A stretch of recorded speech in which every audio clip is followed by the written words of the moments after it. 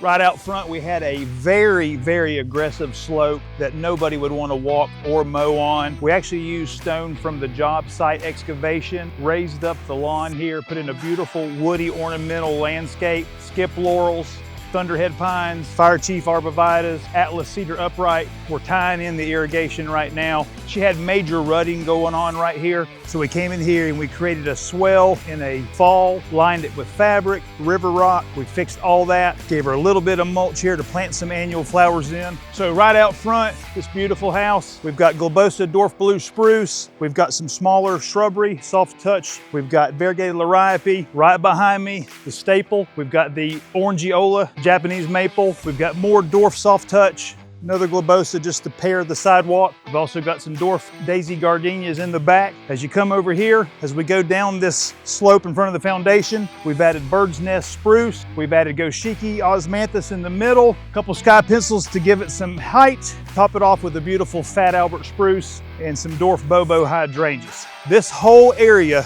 was nothing but ruts and uneven lawn. So our guys came in here and we soil conditioned, power raked the entire lawn, got it sloping away. We actually had to add some gutters and daylight them in the wood, downspouts. So all that turned out really nice. We just set the property up to have beds for the future. So there's no plantings here, but around back, I'll show you more. Come on. So guys, right here, I'm standing where the black rail fence is gonna go.